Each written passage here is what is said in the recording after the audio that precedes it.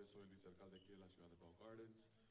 Hello everyone, briefly want to introduce myself. My name is Joel Chavez, I'm the mayor pro tem for this great city of Bell Gardens. Wanted to introduce my colleague, Marco Barcena, who's sitting here in front, if you want to come forward as well. Hey, Jorge, sorry. En este micrófono solamente en español, and I'm also interpreting you in English, so you don't need to self-interpret. Thank you, yeah. Okay. ¿Quieren introducir mis colegas? So I want to present my colleagues, Alejandra, Marco, and Lisa, the Council of Bell Gardens. Thank you. Thank you to everyone for being here. My name is Marco Barcena. I am a council member of Bell Gardens, and I am also president of the Rent Control Committee, and I direct all of the meetings to have rent control, which is almost in the process of being approved. So I want to give thanks to everyone who helped in this process, to the organizations, to the neighbors of Bell Gardens, and everyone who is here, East Yard. We have also received a lot of support from this organization. And I want to say that I love seeing you here. Thank you so much. Thank you to the employees from the planning department and the community development. Thank you for all your work, and the director is here with us to support us.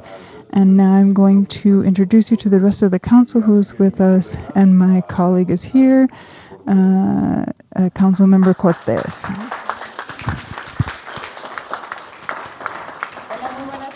Hello, good afternoon. I'm Alejandra Cortez. I am a council member here in Bell Gardens. We are doing our presentations in Spanish because the interpreting will be in English. Thank you for everyone who came. As you mentioned, in the last meeting, the Bell Gardens approved the first version of rent control in our city. And it's a great achievement for our community. And just to give you some information, that ordinance needs to be approved in the next reading. And after we approve the next draft, that ordinance will take effect 30 days after that. So just so you know that this workshop is a general workshop based on laws that are in effect now, not on that ordinance. And we will talk later with the Community Development Department about this ordinance specifically. So thank you to everyone for coming. Hopefully you get all the help that you need. There will be consultations after this workshop, and so it's going to be a great workshop. Thank you. And I'm going to introduce Concejal Flores. Good afternoon, everyone. I think my colleagues now said everything of why we're here today. My name is Quisal Flores, and I'm council member of this beautiful city, and thank you for taking the time on your Saturday. These are some important rules and policies, and you guys are going to become experts because all the community who is not here, they're going to come ask you questions, and you are the ones who are going to have to disseminate all this information to the community. So please pay attention, ask anything that you need. I want you to be experts in the community because not everyone is going to come here. You need to be our voice, you need to be the message, and you need to be our messengers. Thank you. I grew up in this community, and all of my life before I came to Bell Gardens, I was in all the cities. I was in Southgate and Huntington Park, and finally here in Bell Gardens. I've been here all around the city until my parents were able to buy their first house. And when they got their first house, my life changed because it was like always, I can't write on the wall because they're going to make all these charges to us. And you know, all these things that we had to worry about before and be so stressed out about before, I remember that stress when they ended when my parents bought their first house. And so we don't want you to live like that. We want you, and you don't have to live like that. You have rights, and you need to exercise your rights because we are not at that time. We are here, we have power, we have rights, and you need to exercise your rights.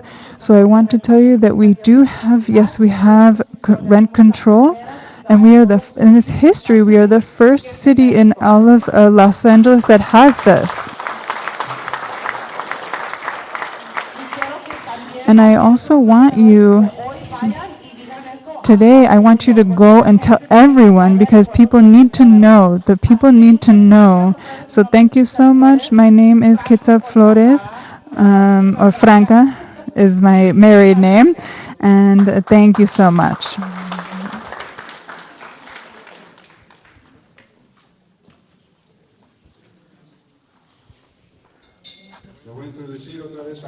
I'm going to say one more time to Wendy what's going to happen right now.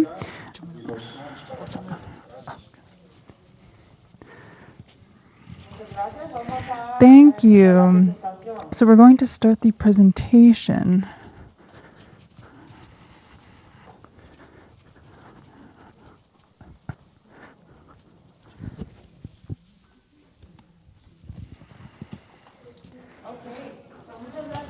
Thank you so much for being here.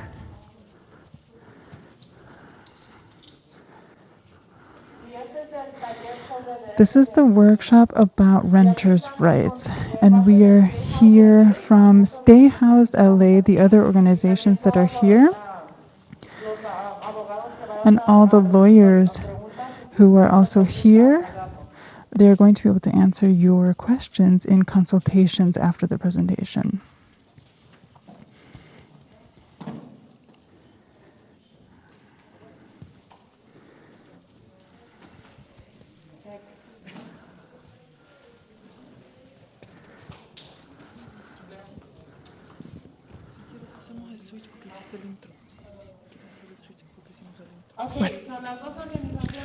Okay, so the two organizations present here today are here for a better environment. I'm here with my colleague Elena, and here's Jasmine from East Yard. And so, like I mentioned, we are here from Stay Housed LA. We are a partnership between the County of Los Angeles, the City of LA, and local community and legal service providers. And we joined together with lawyers from different organizations where we do different workshops throughout LA. And we are here to support our renters so that you know your rights. And we hold these workshops so that people feel confident and can make the questions necessary they need to make and feel confident about it. So here, these are resources that are available to the community. We not only want to answer your questions, but also guide you in the process that you are in as a person who is renting.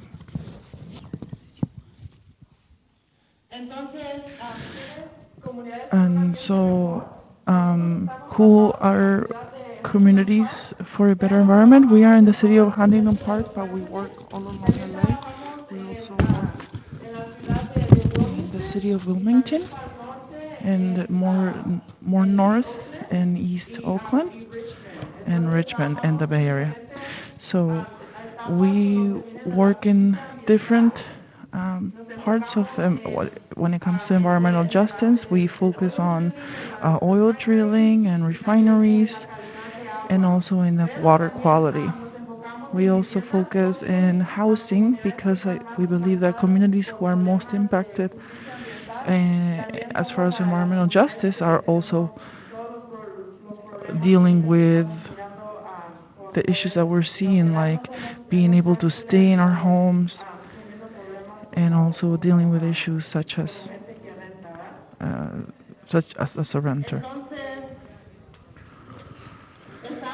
And so we were working on a project called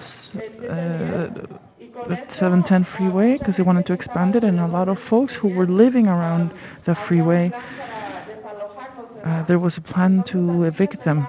So this is how we began our work to protect renters and let them know what their rights were, what could be done to stop this project.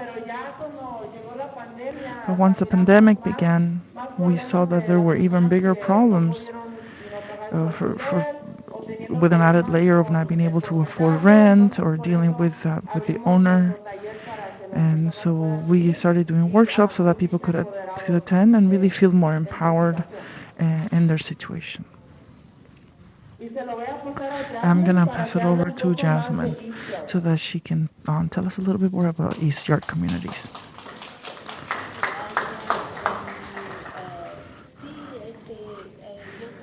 Yes, I am an organizer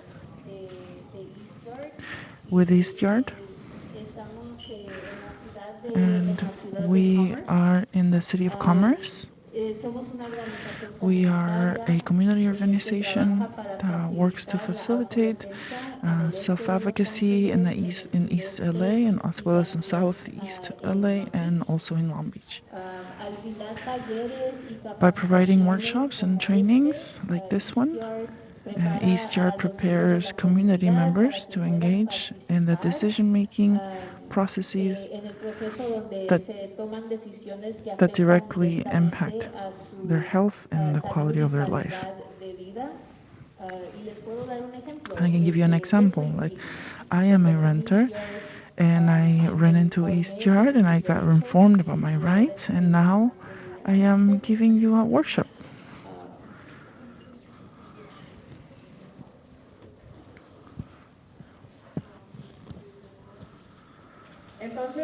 And so this presentation will answer these questions. I live in a rent control unit. What do I do if I can't pay rent? What do I do if I can get an eviction notice? And also the City County of LA COVID-19 protections, as well as how can Stay Housed LA help me?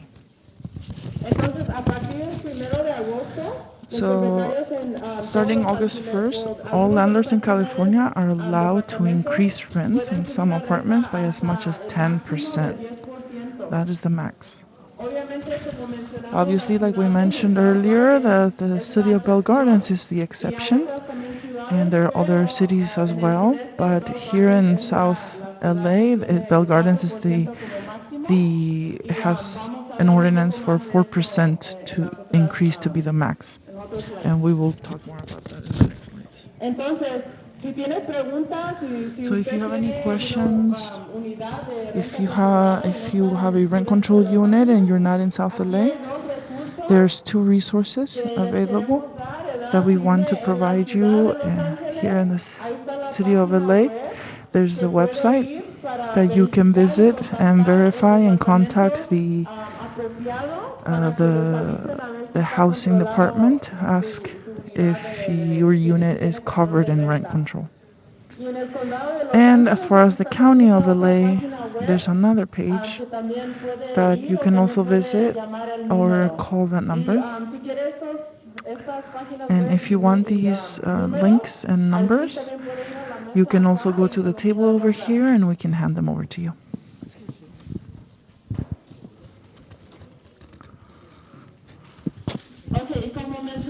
And like I mentioned, rent control,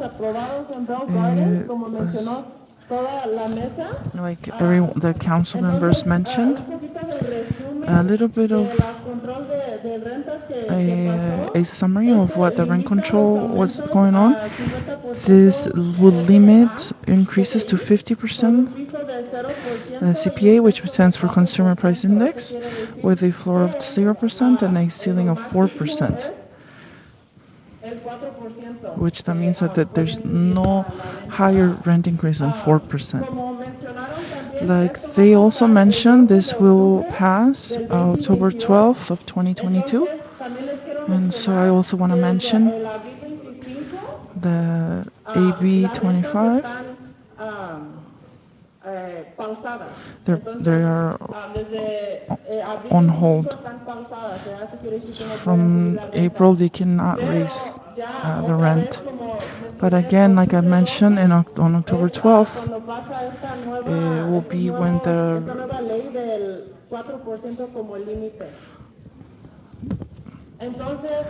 And so this is limited to once a year and it requires a 30-day notice. And there's also no limit, there's no deadline to it since it passed. And it also requires the establishment of a rental registry to take effect September 2023. Like I said, September 12th.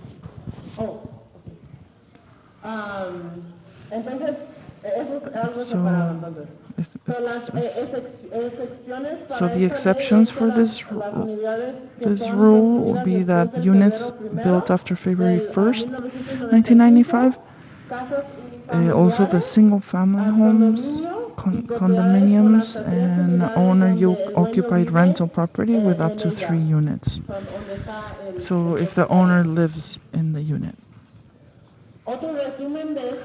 Another summary for these protections is that the owner can only end a contract for just cause or no fault, and the landlord must provide written notice to tenant and specify the reason for termination of tenancy. The eviction protections apply to tenancies following 12 or more months of residency.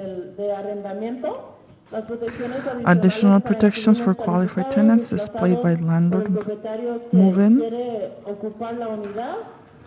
and a better relocation assistance program. They're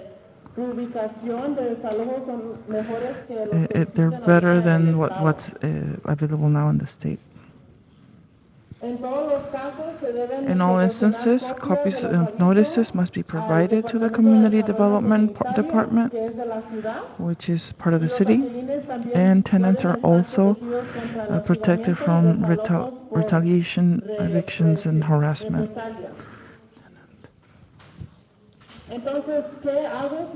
So what do I do if I can't pay rent?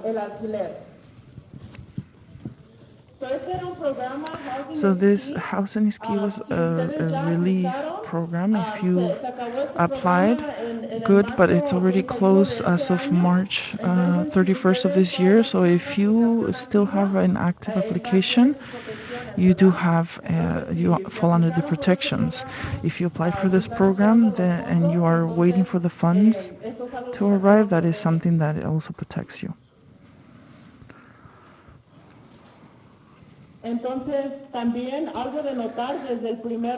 Another thing to note is that from April 1st to June 30th, 2022, tenants in most of Los Angeles County must pay their full rent, or they can be evicted. So how can I do it, right?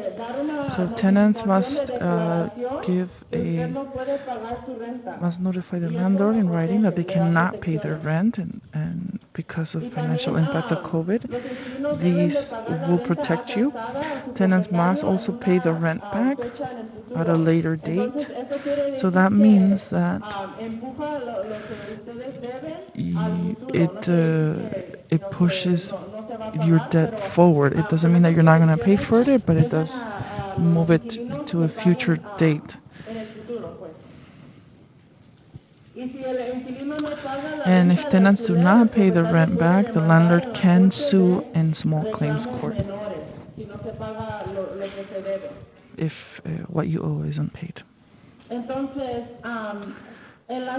So I'm going to review the county and also Maywood. So what you need to pay rent later, if you cannot pay it right now, like I mentioned, you do have to give a written notice, which is called a declaration.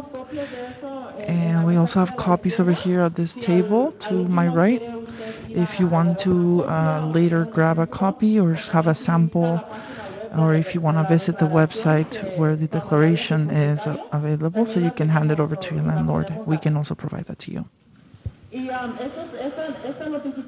And this declaration in the county of LA, you can turn it in 7 days after rent is due, up to 7 days afterwards.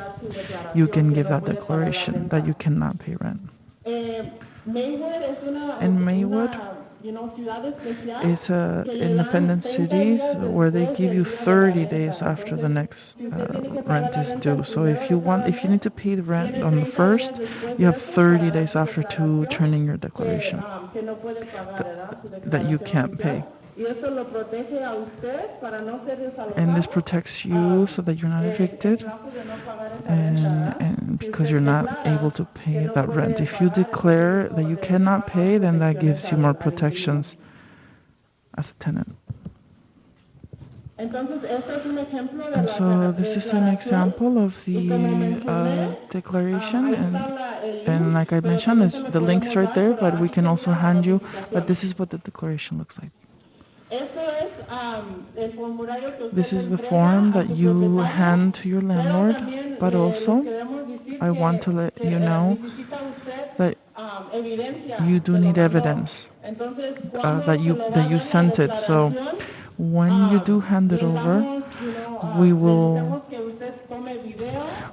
ask you to record a video, or if you send an email, make a screenshot, because otherwise the landlord can say that he did not receive it. So you do need to have evidence that you sent it in. Because if there's issues come up in the future between the owner and the tenant, then you have evidence that you did send in this declaration, and this will protect you.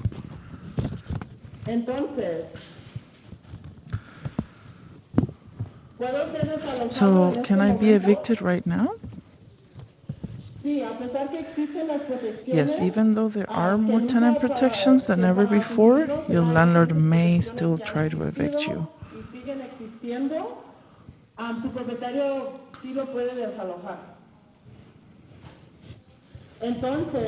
And so, if you receive an eviction notice, first, do not move out of your home, and 2, go to stayhousedelay.org and request a legal referral.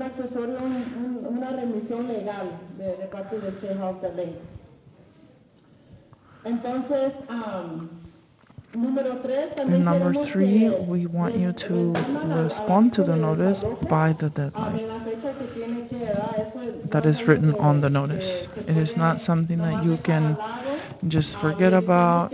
We do advise you to respond to this notice. Don't ignore it. Because if you ignore it and it passes the deadline, then that can play against you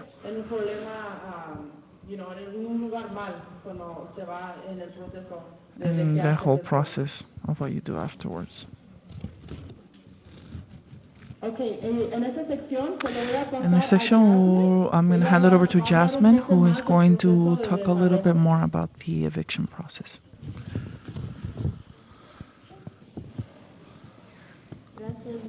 Thank you, Wendy. And so the process is as follows.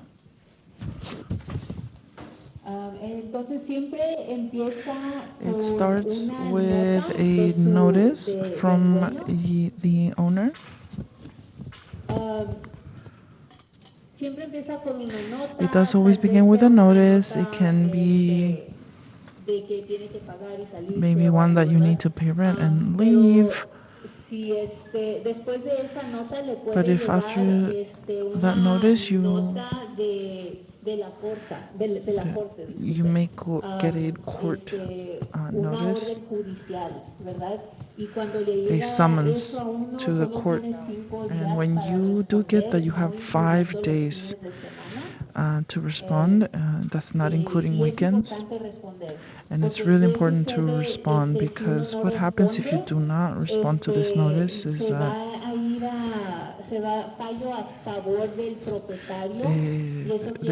the judgment goes in favor of the owner, and that means that the sheriff hands over an eviction notice to the tenant, and they only have 5 days to leave. But if you do respond to this notice and to this court summons, you will have an opportunity to stay home. And we recommend that you go to the stayhousedelay.org where you can ask for legal assistance. So now we're going to go over emergency protections for renters. So we have the state laws, we have the emergency protective measures for renters in the county, and there's also cities that have their own policies, like the city of Los Angeles, Maywood, Pasadena, and Beverly Hills. So what is an eviction? It's when the owner wants to end the contract and wants the renters to leave the unit. And as I explained, you always have the right to receive a notification before you get the summons. And so that every renter has a right to have their day in court. And the illegal lockouts are illegal without a court order and writ of possession. So now we want to explain what is just cause. It means that you cannot be evicted without a reasonable cause. Reasonable causes for evictions can be either at fault or no fault.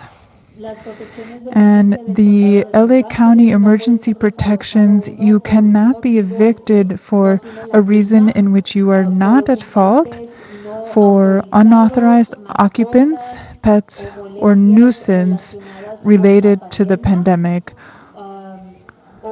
or a denial of entry, unless there's a condition that is substantially endangers the residents.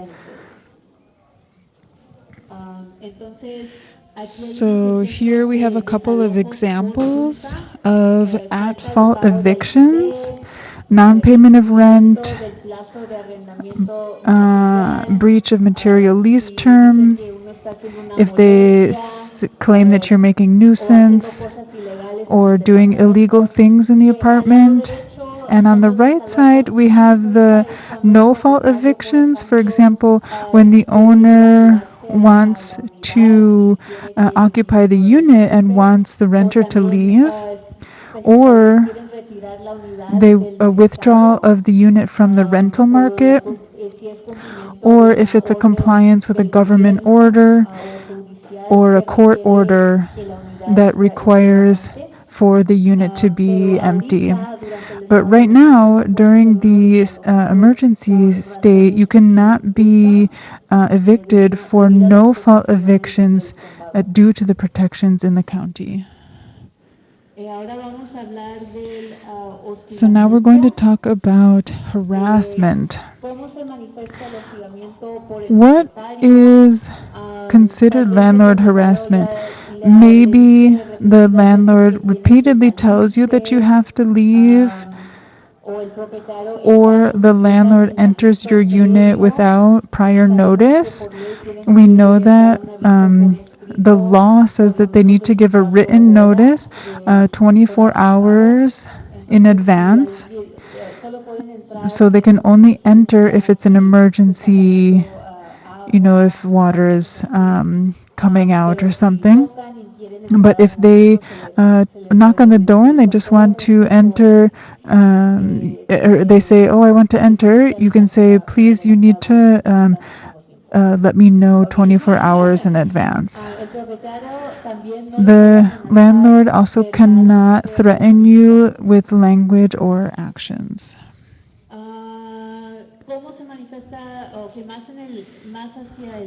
So, more about harassment, the landlord could try to get you to leave with offers of payment along with threats and intimidation. That is not correct.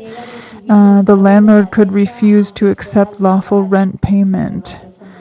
That is also not okay.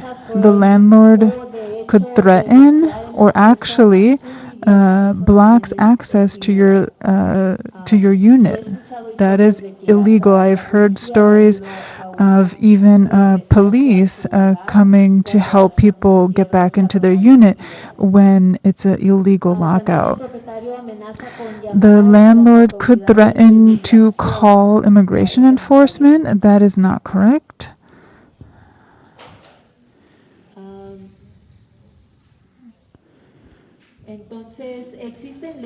So there are laws against harassment, and the county also has protections. So what is illegal harassment? They are intentional, harmful actions with no other lawful purpose, targeting a specific tenant. Some examples of that are eliminating services in the lease. For example, if they tell you, yes, we have a garage, but I'm taking that away from you now. That's not okay.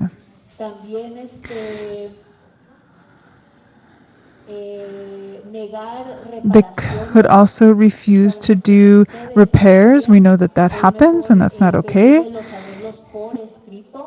It's better to arrange the repairs in writing so that there's evidence. So preferably you should send text to the manager or to the owner about those repairs.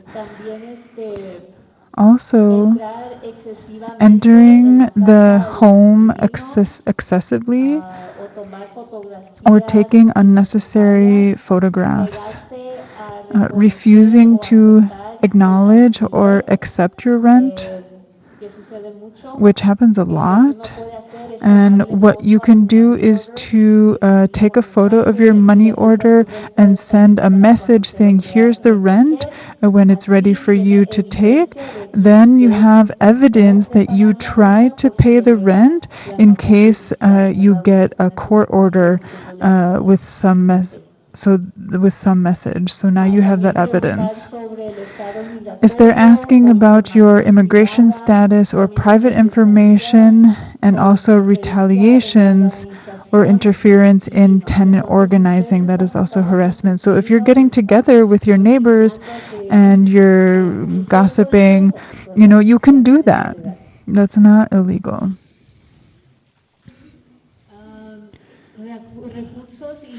Resources and penalties. This is the number for the city of Los Angeles if somebody wants to call and present complaints. And if you don't live in in the city, you have here the number for the county for the Department of Consumer and Business Affairs. It's DCBA. You have the website and the number there. And also, if you start to collect your own evidence, you can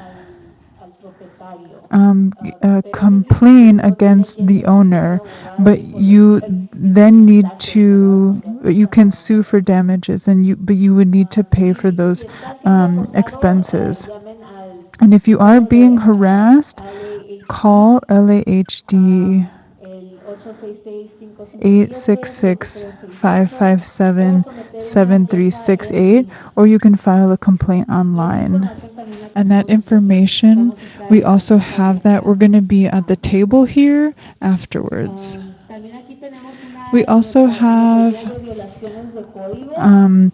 code violations. A unit needs to be habitable to live in. It needs to be fit for occupation by human beings and comply with state and local building and health codes. Landlords have the duty to repair substantial defects. However, the tenant needs to request the repair in writing and give them a reasonable time to fix it. And if you need one of these letters, we can also support you with that. And what happens if you have requested repairs and they've been ignoring it? You can call the county. It's 888-700-9995, or you can ask everything in writing because then if you do everything in writing, then you're collecting all of your evidence. Oh, something else is if it's illegal for the landlord to shut off your utilities. We need light, we need water, and especially with heat. So with the heat, so that is illegal. They cannot do that. And how can Stay Housed LA help me? Stay Housed LA offers outreach, education, and legal services for tenants in need. And we serve all low-income tenants, and we serve tenants regardless of their immigration status.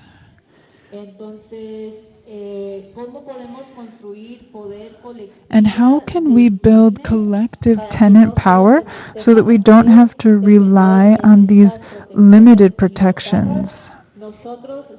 We always recommend for you to get involved, and I can give you an example of the Unión de Vecinos of Bell Gardens. There's a lot of organizations where together we can advocate for these policies that we know protect us and that help us to stay in our communities even though rents are going up. These organizations can help us, not just Bell Gardens, which has the opportunity to do that, also Commerce and Maywood and Bell. So we need to advocate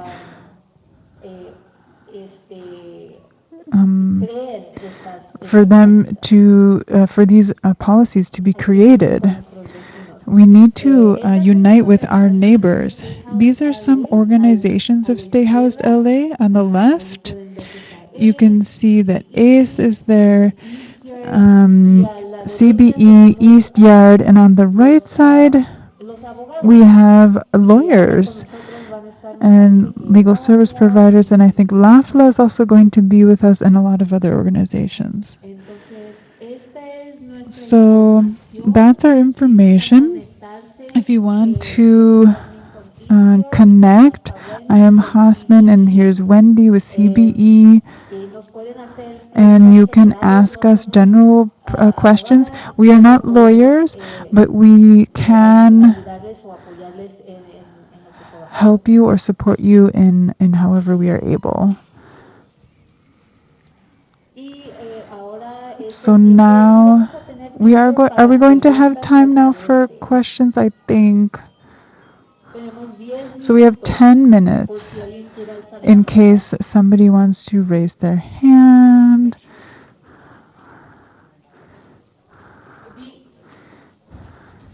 They can.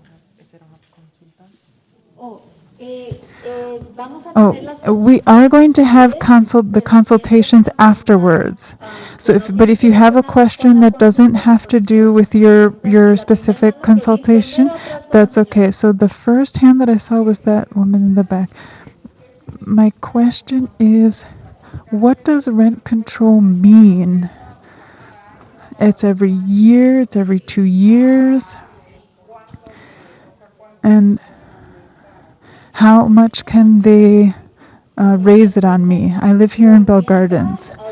Okay, so right now there's no increases, and the rent control, we still need to read a second version, but we are thinking that it's going to take effect the 12th of October. But for them, since as the law is written right now, it's 50% of inflation.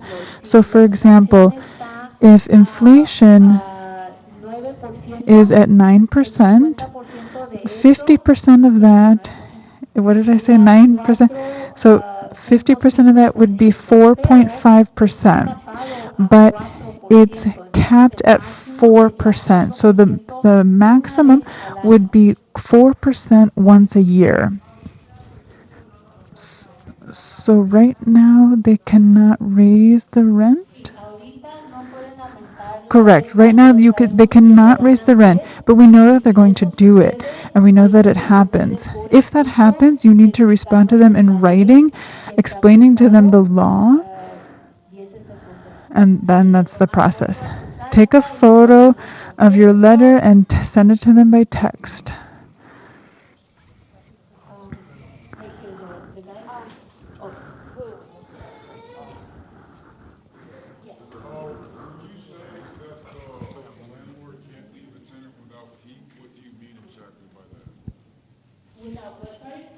When you say the landlord can't leave the tenant without heat, what do you mean exactly by that? Like they can't take out the control for the temperature of the unit, or do you mean like? I didn't understand that. I think I said if they shut off your electricity. One second. Yeah. Entonces, ¿eso a qué se refiere eso de que no le puede dejar el inquilino sin calefacción? In English? Now we're doing English. Now we're doing English. Gracias. Entonces estoy hablando en español. Thank you. So I'm speaking now in Spanish. Entonces, sí, es ilegal. So, yes, it's illegal. Simplemente hostigamiento. Sometimes it's just harassment.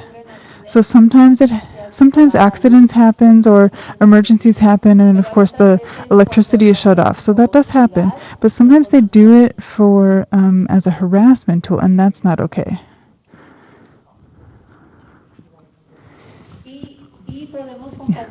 And we can also share a number where you can call later. We're going to be here at that table. As I said, we're not lawyers, but we can help in what we can. We have letters that we can help you with. I wanted to ask about this declaration. Has it always been like this? Has it always been this one? So you're asking about the declaration when you cannot pay the rent? And you need to give your declaration to the owner. There were a couple of months in which that was not in effect. It was not going to protect you in court. But now that starting in the 1st of July it began, so for April and May and June, for example, that letter was not going to protect you from eviction. So this is now in effect. Yes, this is now in effect in the city and in the county.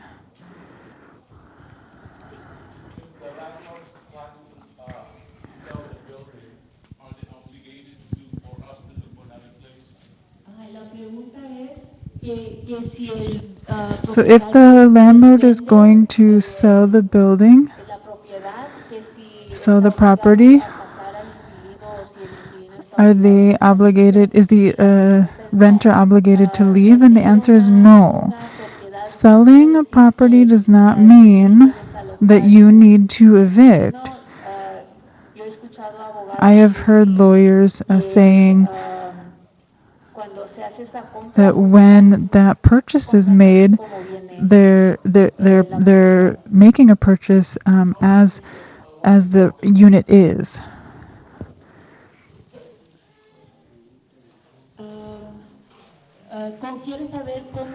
So he wants to know how someone can get their deposit back. I think that is a question for the lawyer. I just wanted to make a comment. You work for what we're doing now. It's important that when you have these resources, that you could talk with these people. I have gone a lot of times to these resources and they have not been able to help me. They never have help. The wait times are really long. And the questions that I have, they don't answer them. And these resources, unfortunately, like you get, you lose your hope because you don't feel listened to. And I am being harassed by my landlord, and I've been looking for resources and I haven't gotten anywhere. And I'm sorry to say it, but that's what happens. Yes, I understand. I understand that it's frustrating. I am a renter, and I have spent so much time trying to get the manager to respect me. And how did I do it? I don't open the door to him. I have a notice outside saying that if he opens the door, he's going to be recorded. When a landlord understands that the renter knows their rights, it's much more difficult for them to take advantage. So it does take time. It takes patience. You need to know how to take strategies to protect yourself, to protect yourselves. And we have heard from lawyers saying that if they're calling you, if they're don't answer. They need to send you a message so that you have the proof of the harassment. And I understand it's difficult, but we can work with you to try to see how we can get you protected and how you can protect yourself. And another way is that if we can talk with our neighbors and share with them this information and share the information with our neighbors, we are stronger. And when somebody sees that the neighbors are united and they're not going to let themselves be stepped on, then they have more power. It's not right to let ourselves be harassed. It affects our mental health and our physical health. So we can continue talking afterwards. Another question? One more question.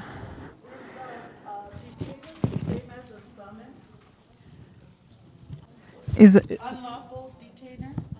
unlawful detainer the same as a summons? Entonces la pregunta es que si el Retención ilícita. detención ilícita, que si es lo mismo que una citación judicial. Y me parece que sí. I think that it is. Me parece que sí. I think that it is. But Que checar. I need to check.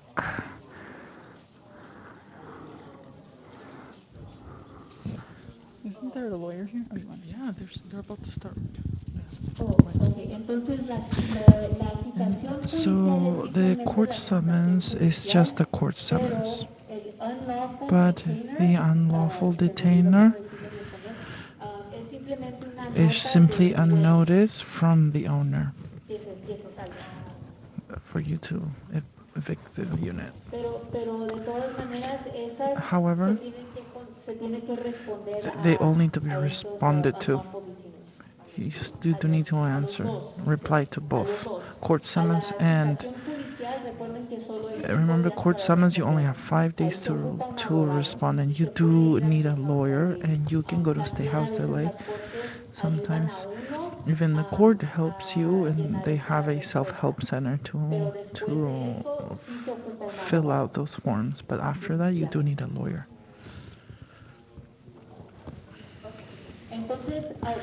And so for right now, we can't take any more questions, but we only have 10 minutes, and we will begin at this table to answer more questions. But right now, we will begin. We have a lawyer appointment, so those people who do have a lawyer appointments, please, if you could please come to this side of the room. We have tape here, so you can form a line for those folks who do have an appointment set up with a lawyer. And we will continue with the questions. We're not lawyers, but we're gonna be supporting over here on this table for resources. Thank you so much.